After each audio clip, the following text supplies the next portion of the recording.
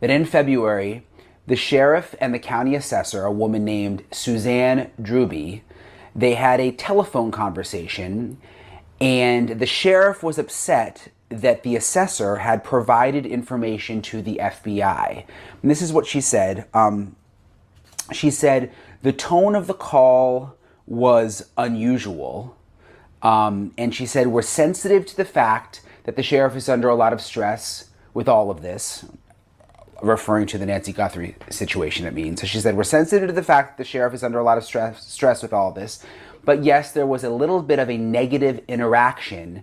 It was inferred that we were creating a lot of additional work for the sheriff's department due to us providing this information to the FBI and then them having the responsibility to follow up on all of those leads that were provided. A county official says the sheriff got angry because she cooperated with the FBI in the Nancy Guthrie investigation. And according to her, another officer had to step in and tell him to back off. What exactly is going on behind the scenes in this case? 103 days. That is how long Nancy Guthrie has been missing. No arrests, no named suspects, no public breakthrough. And yet, the story coming out of Pima County, Arizona right now is not just about a missing woman. It is about the people who are supposed to be finding her, and whether the very system meant to bring her home is quietly working against itself. If you are new here, welcome to Keith's Crime Files. Hit that subscribe button right now,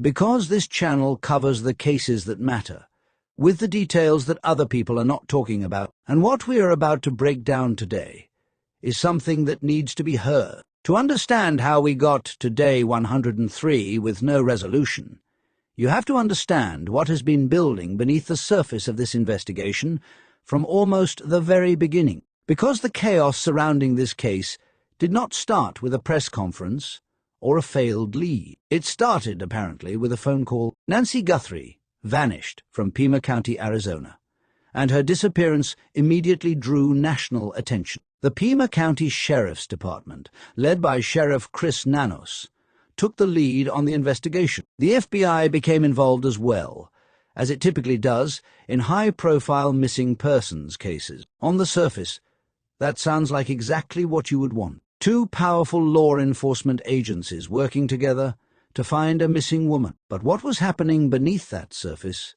told a very different story. According to FBI Director Kash Patel, the FBI was kept out of the investigation for the first 4 days. 4 days. In the earliest and most critical window of any missing persons case, the Federal Bureau of Investigation was reportedly being held at arm's length, and it did not stop there. When DNA evidence was collected in connection with the Guthrie investigation, the Sheriff's Department made a decision that raised serious questions. Rather than sending that DNA to the FBI's world-renowned laboratory at Quantico, the department sent it to a private lab in Florida. Director Patel publicly addressed this, making clear that the decision was not made in coordination with federal investigators. That tension between the Pima County Sheriff's Department and the FBI is not a rumor or a theory. It is documented, it is on the record, and it is the foundation for understanding everything else that has since come to light. Because in February something happened that took the dysfunction from behind closed doors and placed it directly into the path of someone who had nothing to do with any of it. Her name is Suzanne Drews, and she serves as the Pima County Assessor. Her office handles property records, tax assessments, and related data for the county. She is an elected official, a professional, and by all accounts, someone who has never sought controversy. But controversy found her, in the form of a phone call she will not soon forget. The FBI came to the Pima County Assessor's office with a request. They were looking for information to aid in the Nancy Guthrie investigation. Drew's office complied. Her IT team put together a report and submitted it to federal investigators. This was not a rogue action. This was not someone going around proper channels. This was a county official responding to a federal law enforcement request in the middle of a missing persons investigation. She then did what any professional would do. She picked up the phone and called the sheriff to let him know what had happened. What followed was reported by the Arizona Republican journalist Stephanie Murray, and the details are deeply unsettling. According to Drews, the tone of the call from Sheriff Nanos was unlike anything she had experienced with him before. She described it as unusual, uncomfortable, and confrontational. In her own words, she said the sheriff was, and this is a direct quote, definitely frustrated. She described it not as yelling, but as, again quoting directly, kind of scolding and expressing frustration with all of the leads he was receiving, their obligation to follow up on them, and that her office was actually doing more harm than good by providing more leads that they just had to follow up with. Let that settle for a moment. The sheriff of the county, where a woman is missing, was frustrated that a fellow county official had given the FBI more leads to follow. Not grateful, not relieved, frustrated. According to Drews, the clear insinuation was that she had done something wrong by cooperating with federal investigators. She said, and again these are her words, that she felt she was being put in a position where she almost felt she should apologize, even though she knew, definitively, that an apology was not something she owed anyone. She told the Arizona Republic, "I thought I was being extremely helpful, so to have that type of confrontational discussion for doing something that I felt was right was very disappointing." She also made clear that, up to that point, she had never had a single negative interaction with Sheriff Nanos, not one. This was entirely out of character for her experience with him, and she attributed it, generously, to the enormous pressure he had been placed under as the investigation drew national scrutiny. But here is where the phone call takes yet another strange turn. According to Drews, before the conversation ended, another member of the sheriff's department got on the line. This official reportedly told Sheriff Nanos directly that he should not be giving the county assessor a hard time for complying with a request from the FBI. The sheriff, according to Drews's account, agreed, thanked her, and told her to have a nice day. One moment, scolding an elected official for cooperating with federal law enforcement. The next moment, thanking her and wishing her well. The whiplash of that call, and what it reveals about the environment inside the investigation, is difficult to overstate. Pima County Supervisor Dr. Matt Heinz, when asked about Drews's account, said he had no doubt whatsoever about the veracity of what she described. He stated plainly that she was not going to make something like that up, and Dr. Heinz's perspective carries weight, because he has been watching the sheriff's conduct closely for reasons that extend far beyond this one phone call. The situation surrounding Sheriff Nanos has been escalating on multiple fronts simultaneously, and the Guthrie investigation sits at the center of all of it. Allegations emerged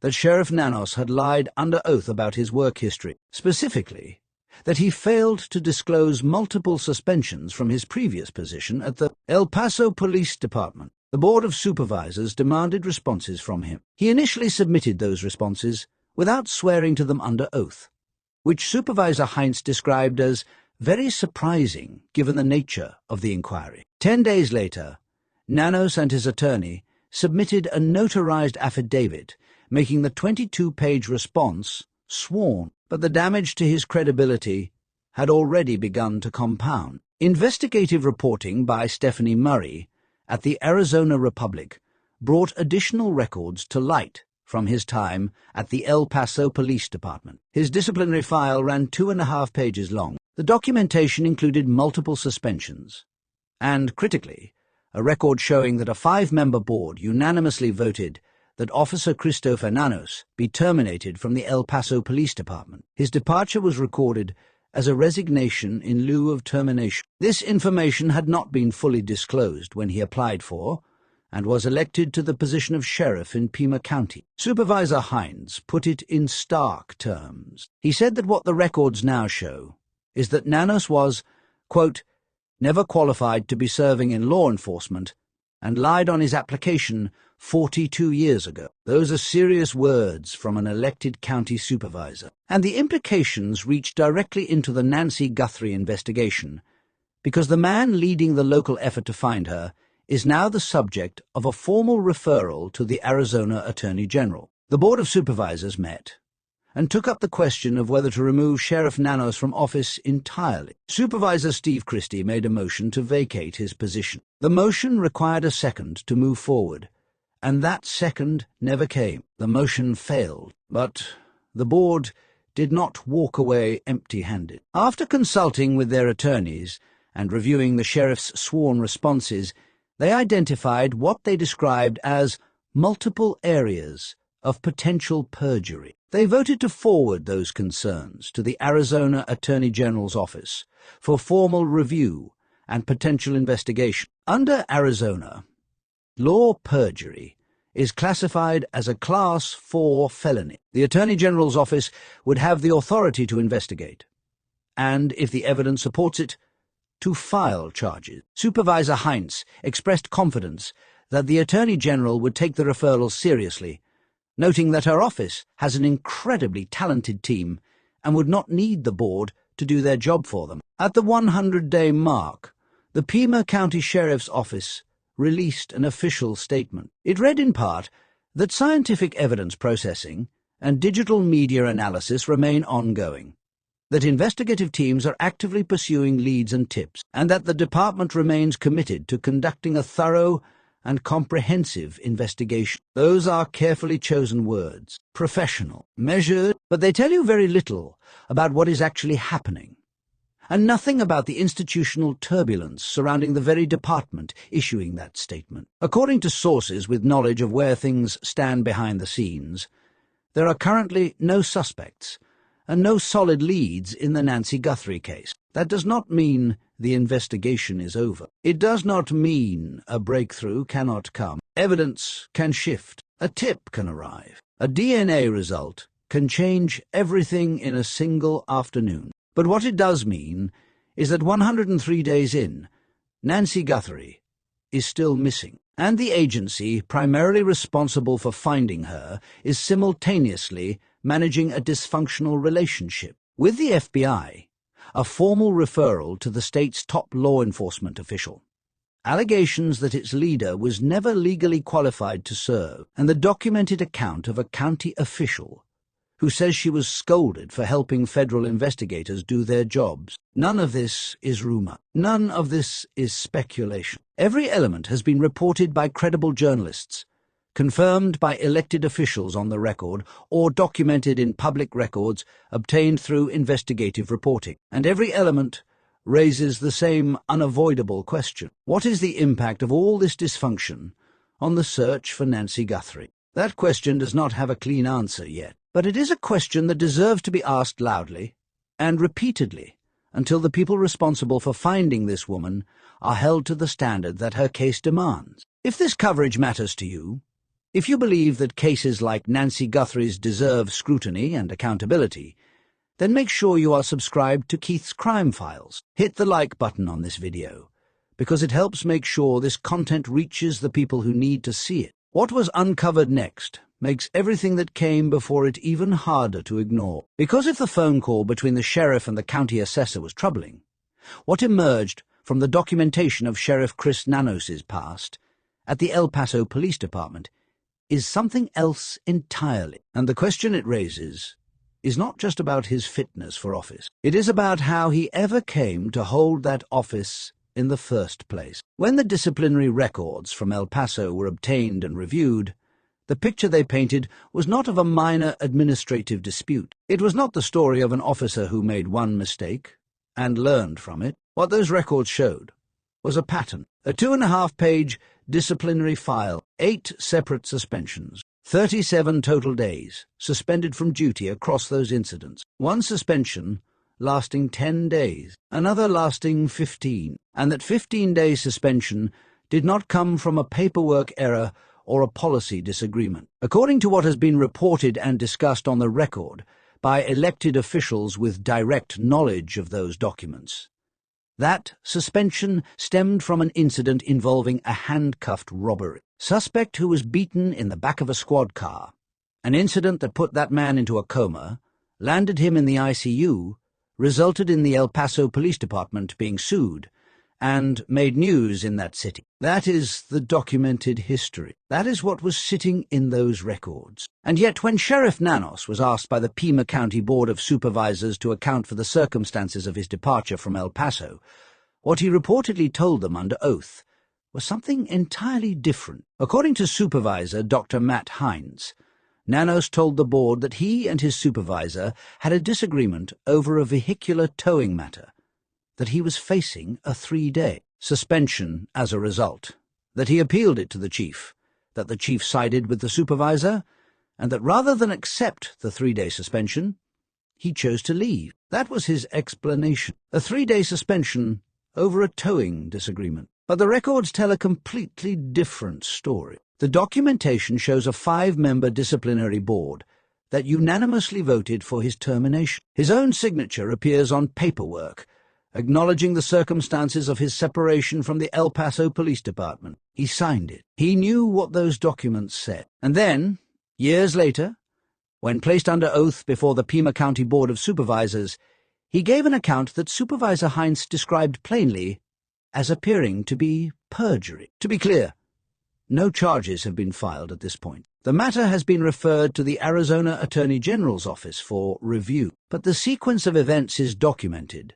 The records are public, and the elected officials who reviewed them have spoken about their concerns on the record. What the board's attorneys identified after reviewing his sworn responses were, in their assessment, multiple areas of potential perjury, and if the Attorney General pursues it, that would constitute a Class 4 felony under Arizona law. There is another layer to this that Supervisor Hines raised, and it deserves full attention. When Nanos moved to Arizona and sought peace officer certification in the state, there are generally 2 ways that certification can be obtained. An officer can go through an independent background check conducted by Arizona, or that background check can be waived if the officer is already certified and in good standing in another state. The concern raised by Hines is that Nanos likely transferred his peace officer certification from Texas, which would have allowed the Arizona background check to be waived, meaning the full extent of his disciplinary history in El Paso may never have been independently verified by Arizona authorities at the time he entered law enforcement here. That matters enormously, because if what Hines described is accurate, and the documented records support his concern, then the man who became the top law enforcement officer in one of Arizona's largest counties may have carried a disqualifying history that was never properly scrutinized when it should have been, and none of this would have come to light when it did, if at all, were it not for Nancy Guthrie's disappearance. Supervisor Hines was direct about that. He said he highly doubted that any of this would have surfaced without the national spotlight that the Guthrie investigation placed on Sheriff Nanos and the Pima County Sheriff's Department. He pointed specifically to a moment in February when the sheriff made a statement that Hines said remains emblazoned in his memory. Nanos reportedly said, and this is according to Hines's direct recollection, that he was just not used to having people hang on his every word and hold him accountable for the things that he said. Hines described those as very true words, while noting they were not remotely reassuring to the public, to law enforcement observers, or to the family of a woman who is still missing. It was that February moment, and the broader scrutiny that followed, that led journalists and media outlets to begin pulling on threads that had previously gone unexamined. Investigative reporter Stephanie Murray of the Arizona Republic filed public records requests that brought Nanos's El Paso disciplinary file into public view. That 3-page disciplinary record, when it first emerged, prompted the immediate and obvious question from those who reviewed it. How did this person get a job in law enforcement? And the more complete 88-page personnel file that followed only deepened that question. Supervisor Hines noted something that he described as bizarre. That 88-page file was publicly appended to an Arizona Republic article. It was there for anyone to read, including the sheriff and his legal team. And yet, 10 days after that file became public, the sheriff's attorney advised him to swear to a response to the Board of Supervisors that, in Hines's assessment, appeared in no way consistent with what those 88 pages document about what happened in El Paso. That decision, to submit a sworn statement that appears to contradict publicly available records, is what now sits before the Arizona Attorney General's office. Beyond the legal and ethical dimensions of the sheriff's conduct, there is a practical consequence to the dysfunction surrounding this investigation that has received less attention but is equally significant. The Nancy Guthrie investigation is costing Pima County money, real money, money that comes from taxpayers and competes directly with other county needs and services. Supervisor Hines disclosed that, as of approximately a month and a half before this reporting, the county administrator provided an estimate that the Guthrie investigation had cost approximately $1 million over and above the budget that had already been allocated for the Sheriff's Department. $1 million on a single case. And that figure was provided weeks ago, meaning the total has only continued to grow since then. To understand why that number is significant, you have to understand what Hines explained about the alternative. Every single sample submitted to the FBI laboratory for testing is covered at no cost to the county. When the Pima County Sheriff's Department instead chose to send DNA samples to a private lab in Florida, the county paid for that out of its own budget. The FBI's resources, including their laboratory services, their personnel, and their investigative infrastructure, are available and funded at the federal level. Using them does not drain the Pima County budget. Choosing not to use them does. Hines said he had hoped and expected, as early as the second or third week of the investigation, that the sheriff would transfer the investigative lead role to the FBI. Not as a criticism of local law enforcement's capabilities, he was careful to say, but as a matter of resource allocation and practical capacity. Pima County has a population of approximately 1.1 million people. The Sheriff's Department has around 1,500 employees and dozens of detectives. But those detectives have other cases, other crimes, other obligations that do not pause, because one high-profile investigation is consuming an extraordinary share of the department's bandwidth. The FBI, by contrast, had hundreds of agents available and the institutional experience to manage a case of this complexity and national profile. Sergeant Aaron Cross, who serves as the head of the department's union, told Brian Entin on the record that he believes the sheriff should have handed the Guthrie case to the FBI. That statement came as a surprise, because even officers within the department who have had disagreements with the sheriff have generally maintained that the department could handle the investigation internally. For the union head to say publicly that the FBI should have been given the lead is a notable departure from that position, and it reflects a broader unease about how the investigation has been managed from the beginning. And through all of it, one strand of hair remains the most significant piece of physical evidence in the case. A single hair, recovered in connection with the investigation, that does not have a root. That distinction matters in forensic science. Hair with a root allows investigators to extract nuclear DNA, the most complete and identifiable form of genetic material. A rootless hair limits investigators to mitochondrial DNA, which is more difficult to process and yields less specific identification. Investigators are working to determine whether the hair can yield usable DNA and whether that DNA can be run through investigative genetic genealogy, a technique that traces a sample through family ancestry databases to identify potential contributors. It is the same method that ultimately led to the arrest of Brian Koberger in the Idaho student murders. It is powerful. It is proven, and it takes time. That is where the investigation stands at day 103, a rootless hair being carefully analyzed. A sheriff whose fitness for office is now under formal review by the state's top law enforcement official, a county assessor who was scolded for helping the FBI, a board of supervisors that could not remove the sheriff but refused to stay silent, a missing woman whose family is still waiting, and an investigation that might look very different today had institutional decisions been made differently from the very beginning. Nancy Guthrie vanished from her home in Tucson, Arizona. She has not been found. No one has been charged. No suspect has been named. And every day that passes without resolution is a day her family lives inside that uncertainty. Whatever has gone wrong inside. The machinery of this investigation whatever dysfunction has played out between agencies and officials